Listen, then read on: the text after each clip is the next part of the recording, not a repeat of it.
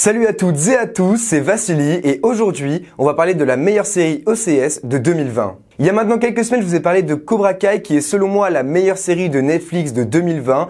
Si vous ne l'avez pas encore vue, allez voir la vidéo, elle est vraiment très cool et cette série, elle est vraiment géniale. Je vous la conseille encore et encore. Mais aujourd'hui, on va se concentrer sur OCS parce que j'ai trouvé une petite perle qui s'appelle The Outsider.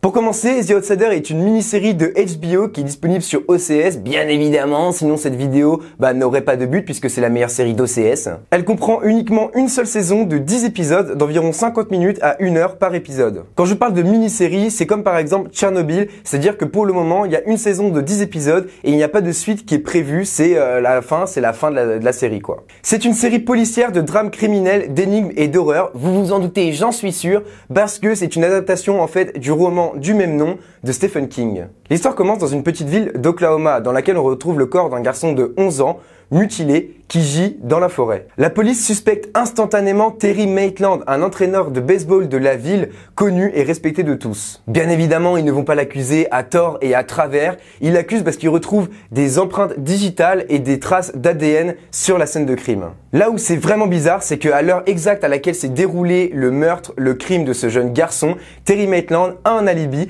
puisque à deux endroits différents de la ville, très loin de là où s'est passé le meurtre, on le voit apparaître dans les caméras de surveillance. Un policier et un enquêteur vont se retrouver à remettre en question leurs croyances personnelles car une force surnaturelle tente de se frayer un chemin dans cette affaire. On a affaire ici à une enquête criminelle sans arrêt brouillée par des faits inexpliqués. L'équilibre est donc difficile à trouver entre une enquête purement policière et le côté surnaturel des événements. Tout au long de la série, ils ont pris le temps de s'arrêter sur chacun des personnages afin de mieux les développer et mieux les comprendre. Si vous aimez les séries qui vous mettent dans une situation pesante et dans laquelle on a une évolution très lente de l'intrigue, The Outsider est faite pour vous.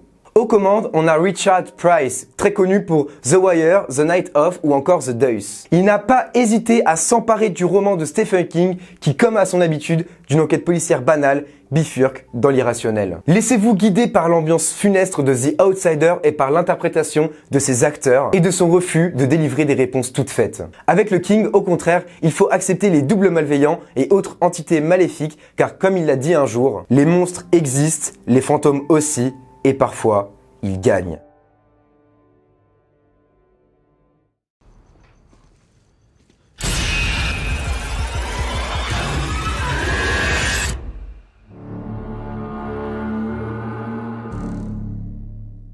Je sais que c'était assez rapide pour The Outsider, mais en même temps c'est une mini-série de 10 épisodes et si je veux pas vous spoil dans cette vidéo et juste de vous donner envie de la regarder, je pouvais pas vous dire grand chose de plus, si ce n'est que d'après l'avis général des critiques, apparemment la série serait encore meilleure que le roman, mais bon je veux pas trop m'avancer là-dessus parce que personnellement j'ai pas lu le roman donc je pourrais pas en juger. Dans tous les cas, j'espère que tout ce que je vous ai dit juste avant vous donnera envie de regarder The Outsider parce que vraiment c'était 10 épisodes de bonheur, ça se regarde très vite parce que c'est une mini-série tout simplement et si vous aimez ce genre de série qui vous met un peu dans l'angoisse, qui en même temps vous fait enquêter vous-même de votre côté parce que c'est le but d'une série ou même d'un roman policier à la base, c'est que notre esprit travaille en même temps que l'enquêteur, vraiment allez-y, foncez vers The Outsider parce que c'est une super série. Peut-être que vous pensez que ça vaut pas le coup de prendre un abonnement OCS pour cette série parce que c'est une mini-série et que ça fait un abonnement en plus à payer et je le comprends, mais sur OCS il y a énormément de séries qui sont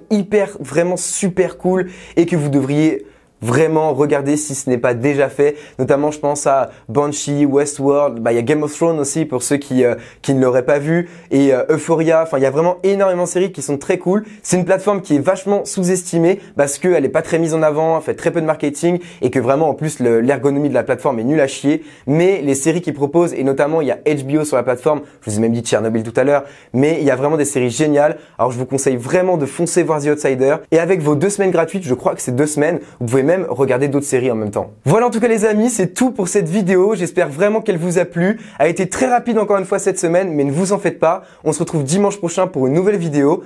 Si celle-là vous a plu, n'hésitez pas à mettre un gros pouce bleu, à vous abonner si ce n'est pas déjà fait. Et on se retrouve la semaine prochaine pour une nouvelle. Ciao ciao.